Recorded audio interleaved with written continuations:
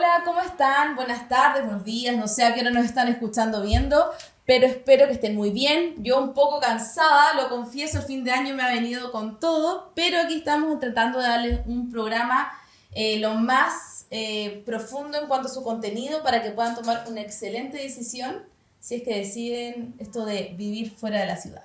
Así es, Jerry, le damos la bienvenida a todos quienes nos están acompañando. El día de hoy vamos a tocar un tema bien, llamémoslo así, bien interesante. Tuvimos la inspiración después de 2 podcasts atrás, donde tuvimos muy buenos comentarios respecto del podcast a quienes no lo han escuchado, qué hacemos con la caca. Y me mantuve como en la línea. Y hoy día... Ítem desechos. Ítem desechos, exactamente. Y creo que es súper relevante poder hablar de cómo trabajar o qué hacemos con la basura. ¡Uy, temón! Es un tremendo tema, de hecho ya es algo que hemos hablado, que es una de las externalidades más complejas de manejar por los distintos municipios de los sectores periurbanos. Y hay que partir como un escenario. Ustedes en su caso tal vez están transitando en su vehículo, o no, dependiendo de la hora del día en que sea, ya todos ya hemos realizado, ya sea desde bañarnos hasta cualquier hora, casi cualquier gestión, alimentarnos, lo que sea, hemos realizado algún tipo o generado algún tipo de desecho. Uh-huh. Según el informe de desechos del 2.0 del Banco Mundial, se establece que, o se ha señalado que en promedio las personas producimos 1 kilo de basura al día. Y en la práctica, ¿cómo se trata esta basura en Chile? Básicamente lo que conocemos, generamos depósitos de basura, la dejamos y pasa un camión que lo lleva a los distintos rellenos sanitarios que han sido autorizados, ya sea por los sistemas medioambientales, etc. A ver, esto en sí mismo, para quien vive en la ciudad, parece casi como una trivialidad. Todos sabemos que ya sea dejar, qué sé yo, la basura pasa los martes y los sábados, dependiendo de la comuna en la que nos encontremos, eso va a pasar y casi como que nos olvidamos de la basura. Está totalmente cubierto y solucionado. Es un desde, ¿verdad? De hecho, te confieso que ni siquiera sé qué día de la semana pasa. Yo tiro la basura en mi shaft. Claro. Ni siquiera sé qué día de la semana pasa. Pero sin duda, mal. Seguramente si el conserje del edificio donde vive ahora no tiene más que claro. Pero... El tema es que, claro, cuando llevamos este tema, esta problemática a la ruralidad, o ni siquiera a la ruralidad, sino que cuando trasladamos esto a regiones, vemos que existen problemas bien significativos hoy día en Chile respecto a estos temas. ¿En las ciudades del resto del país también? Del resto del país, sí. De hecho, es bien significativo esto. Por ejemplo, hay un caso bien emblemático que en la ciudad de Puerto Varas, de hecho mucho la mencionamos en nuestro podcast, porque tiene varios tipos, y tal vez es una de las zonas de más aspiración que ha tenido uno de los efectos migratorios más, los impactos migratorios más significativos en los últimos años. Es muy atractiva para ir a Además de que es precioso, todos sabemos cómo es el Yanquihue, Frutillar, etcétera, son lugares hermosos, pero también han tenido una explosión demográfica mucho por el desarrollo de loteos o parcelaciones en la zona, los sectores periurbanos o rurales. Entonces, ¿pero qué pasa? Hoy día nos encontramos con que ellos cuentan con un relleno sanitario, el relleno sanitario de Laja, que recibe diariamente 600 toneladas de residuos domiciliarios. Wow. El problema, y esto sí es un doble wow, Jerry, es que este relleno sanitario fue planificado para recibir 300 toneladas diarias. O sea, tiene un alto... Es el doble, efectivamente, es el doble. Está recibiendo... y este relleno sanitario recibe principalmente todos los desechos domiciliarios que corresponden a la ribera del Yanquihue. Entonces nos encontramos con comunas como Puerto Varas, por cierto, Yanquihue, Frutillar, Los Muermos, Ensenada, bueno, Ensenada no es comuna, pero digamos los pueblos de este tipo, etc. Todos depositan sus desechos en este relleno sanitario, pero hoy día, dada esta explosión de basura, ese vertedero se encuentra en un riesgo complejo, primero, de manejo de esta basura, que todos tienen un proceso de manejo de esa basura, y en segundo lugar, también de saturación a tal punto de que eventualmente van a tener que un plazo de durabilidad o de tiempo de vida que tenía este tipo de vertedero, que era de X años, hoy día se reduce a la mitad, solo por esto. Entonces es bien complejo encontrar una zona donde poder instalar un vertedero. Claro, Nadie quiere un vertedero en su casa. Porque la proyección inicial, obviamente, ya totalmente obsoleto la planificación, cómo se pensó, para la cantidad de gente para la que se pensó y el tipo de residuos también que está recibiendo. Pero ¿sabes qué? Esto que ya es un problema que es significativo, repercute en términos exponenciales con el siguiente dato. El 15 de mayo pasado, la Seremi de Salud dispuso el cierre de todos los vertideros de la isla Grande de Chiloé, porque estos se encontraban en incumplimiento sanitario. Esto dejó atados de manos a los alcaldes, generó una crisis que durante semanas más de 550 toneladas estaban en las calles de Castro hace un tiempo atrás, que no podía, de toneladas de basura que no había sido manejada. Es un tema muy sensible para la región. Entonces todos dijeron, bueno, ¿dónde llevamos la basura de la Isla Grande? ¿Cuál es el vertedero más cercano? Laja, en Puerto Varas. Pero el alcalde de Puerto Varas, dado su condición también de administrador del vertedero finalmente, porque tiene una relación directa, pertenece al municipio, dijo, no, señores, no recibimos basura de la Isla Grande de Chiloé. Imagínate el problema sanitario para una cantidad de personas enormes. Estamos hablando de toda la isla. Todos sabemos lo grande que es Chiloé y todo lo significativo que hay. También sabemos cuál ha sido el impacto del proceso migratorio desde la ciudad a la Isla Grande. Hasta el presidente tiene terreno en Dalcahue. Aun cuando no se acordaba que era Dalcahue y decía que Chiloé, pero bueno, más allá de esa anécdota, efectivamente hasta el presidente tiene parcela en Dalcahue, en Chiloé. Entonces, ¿qué hace la gente de Chiloé? ¿Cuál era el único camino que le quedaba? Es tomar la basura y llevarla al relleno sanitario siguiente hacia el norte. ¿Sabes dónde queda este? Los Ángeles, en la 8ª región. Hay que recorrer 2 regiones desde Chiloé para poder votar, para poder dejar los desechos domiciliarios. O sea, todo un tema logístico, plata. Es que imagínate, partida en términos de costo, Financiamiento. Todos hemos estado sufriendo en el último tiempo el aumento de la benzina o el petróleo y los combustibles.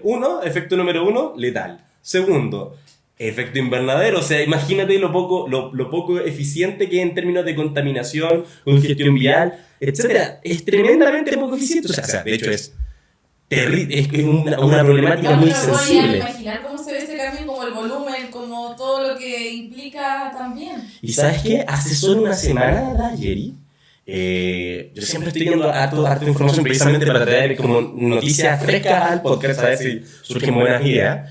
Y hace solo una semana atrás veía como en Castro un camión se reventó, se volcó, que no era un camión de basura de estos típicos que todos conocemos, que tienen esta máquina, no, era un camión cualquiera, que estaba transportando basura de manera ilegal. En pleno Castro, se reventó el camión, se reventó la basura. Probablemente porque no estaba preparado para eso. Exactamente, entre otras cuestiones. ¿Y qué generó esto? Un problema sanitario brutal que obligó a cerrar no sé por cuántas horas en la calle para recoger esa basura, que venía quizás de qué parte de la isla, porque nadie sabe dónde venía la basura, todos saben el problema en específico que se generó. Entonces, imagina lo complejo, o sea, que tu casa... El tema de la basura es muy sensible. Nosotros en la ciudad, sobre todo cuando a veces somos tan centralistas, se nos olvidan estos temas. Pero esto es muy sensible para las regiones, y sobre todo para una de las regiones que estamos nombrando, 2 lugares icónicos que durante los últimos años han significado ser receptores de esta migración ciudad-campo o ciudad-región. Entonces, es muy complejo y esto claramente hay algo que hacer. Existen municipios, y precisamente por este tipo de cuestiones, el propio Puerto Varas lo tiene implementado, que han desarrollado programas de reciclaje.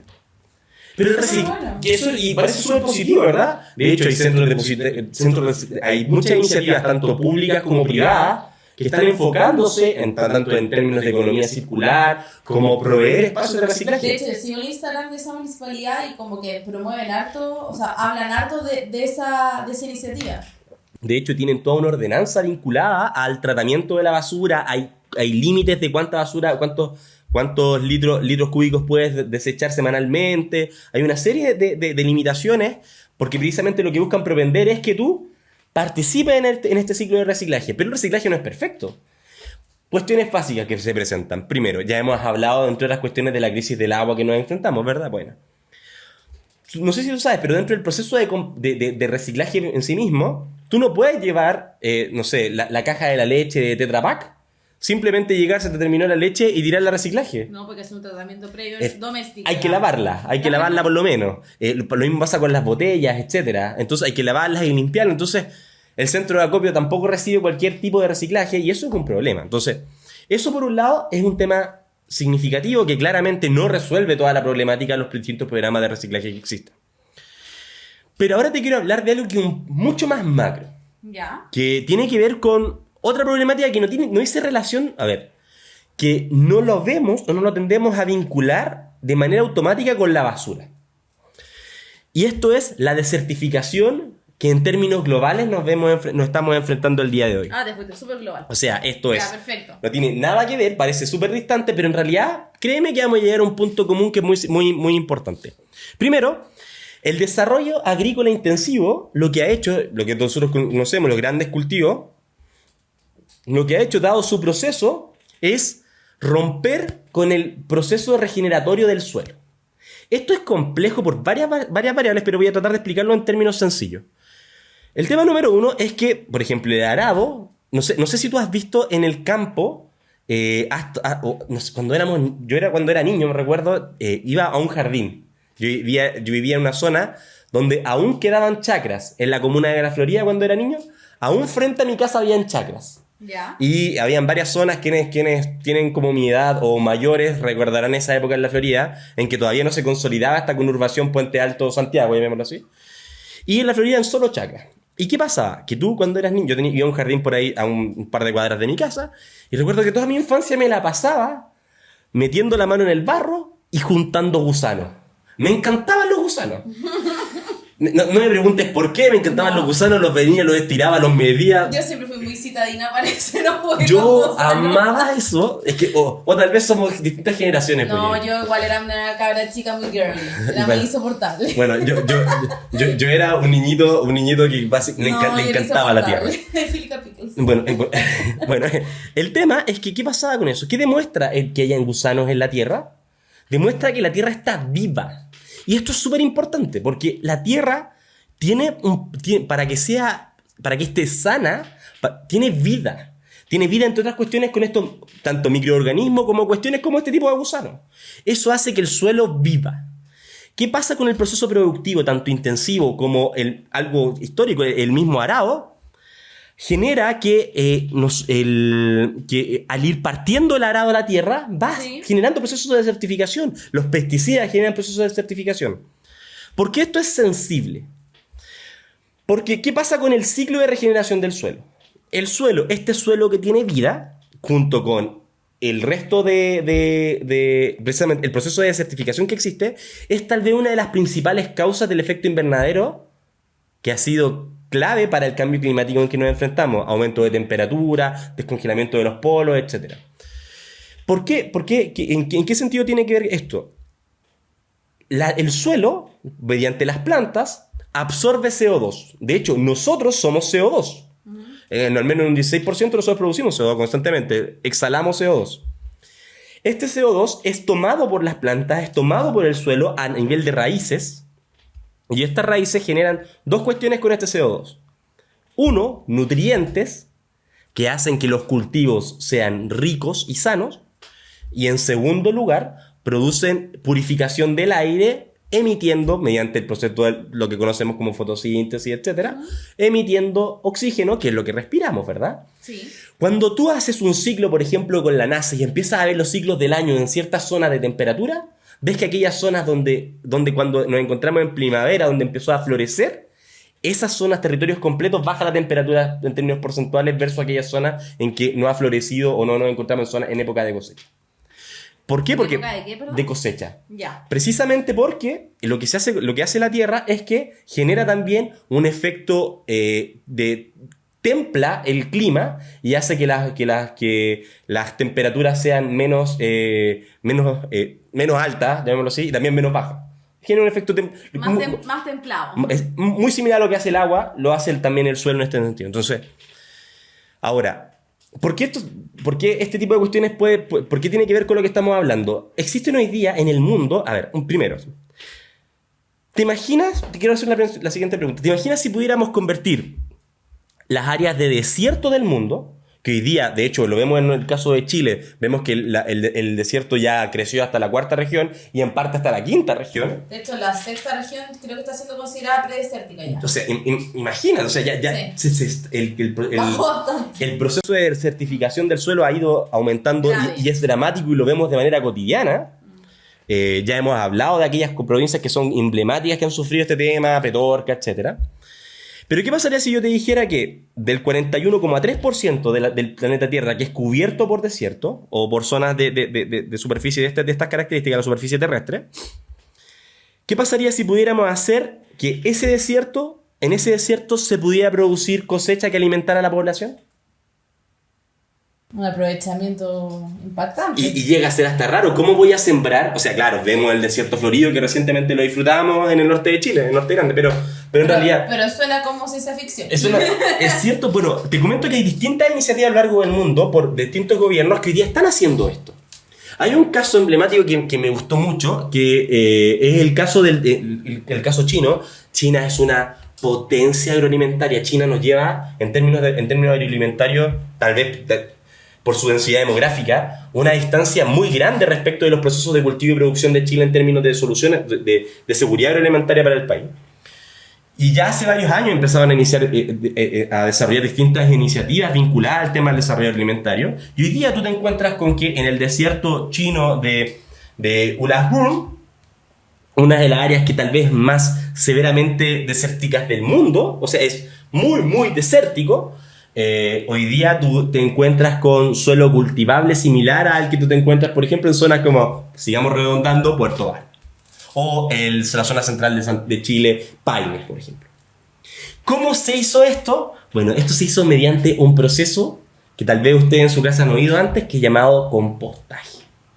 Mira, o sea, al final como que suena tan tecnológico, pero al final tenía que ver con algo súper... simple. El Eso ciclo es. de la tierra, simplemente es eso. Y ahora, existen distintos tipos de compostaje. Hoy día existen unas empresas en Chile que están desarrollando unas soluciones súper atractivas con lombriz californiana, que lo que permite generar con esta lombriz es que se genera alimento para los animales de las granjas, etc. Muy, muy atractivo el proyecto. Pero por ejemplo, este proyecto, el de China, está basado en algo que tal vez la gente en su casa lo ha oído de lejos, y si no lo ha oído lo invito a revisar en qué consiste, el llamado bokashi.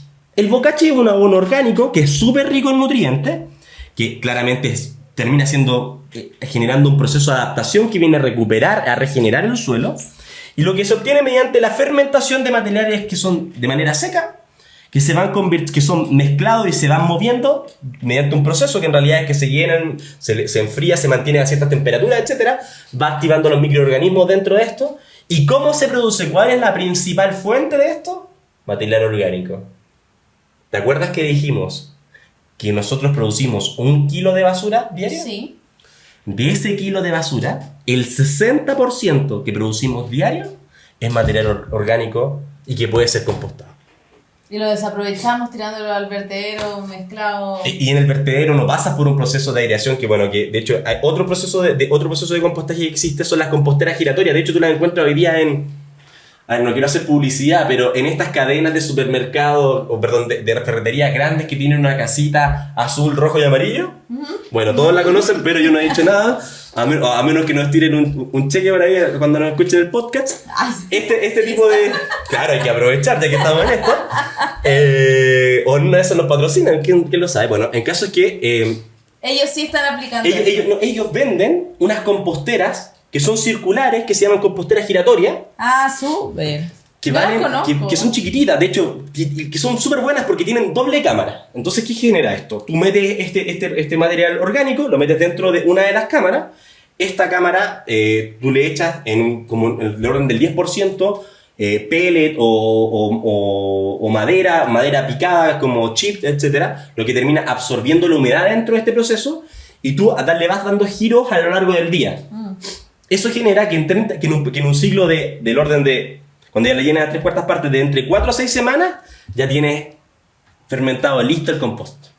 Y eso tú lo tiras a la tierra, siembras y crece Entonces, al el final, tomate que siempre has querido el comer. compost ha estado desde hace un tiempo como pseudo de moda, no sé si moda es la palabra, pero como que ha empezado a resurgir, pero mucha gente como que le da como cosa porque no sabe cómo hacerlo, manejarlo. Bueno, ya es muy largo, eso ya sería un podcast en sí. Claro, una hablar de clase compostaje, claro. Pero es bueno como que ir quitando mitos, que como que también hay formas más simples de hacerlo. Súper simple, súper higiénica, y esto es importante porque una de las cuestiones que la gente habla del compost o habla mal respecto del tratamiento de la basura es el olor. Bueno, este tipo de cámaras, la verdad que el olor no dura nada. ¿Por qué? Porque lo que genera, entre otras cuestiones, es un proceso aeróbico de descomposición. Tú lo vas moviendo y al moverla, el olor de la descomposición sale. Entonces no se alcanza a acumular para que te afecte, en realidad. Y en general, tú que tienes más conocimiento del tema de invertir y compra de parcela o de terreno, etcétera, que también tiene un poco que ver como atando cabos con lo que significa nuestro podcast, es como hay desarrollos que se preocupan de este tipo de soluciones de administración de la basura, contacto con municipalidades. ¿Cómo se maneja en general? Mira, esta es una muy buena pregunta. La verdad que de hecho es el fondo, es la causa de por qué estamos hablando de esto el día de hoy. Primero, en primer lugar, no existe una relación o yo no he visto al menos, entre los proyectos que hoy día se están desarrollando en el sector periurbano con los municipios, porque ¿te acuerdas que hablamos de reciclaje? Tengo un 60% de basura que puedo utilizar mediante este mecanismo, más un programa de reciclaje. Puedo llegar a un nivel de contaminación de basura que se acerca a cero, ya, 10%. Y hoy día tengo 600 toneladas que están saturando un lugar que normalmente está destinado para ese fin, solo por un tema de mal manejo de residuos. Entonces, lo que yo quiero llamar a la gente es básicamente que le diga a su desarrollador, al proyecto, oye, ¿tú tienes alguna propuesta para esto? También como consumidor, entre comillas, de alguna forma, también presionar y mostrar que también hay caminos para tener como una relación mucho más, ¿cómo decirlo? No sana, pero como respetuosa con el medio ambiente, y también como lo hemos hablado varias veces, como también un poco hacernos responsables y hacernos cargo, también presionando a los desarrolladores para que tengan soluciones, haya un marco. Es que el mercado se mueve conforme a la demanda, es una cuestión básica.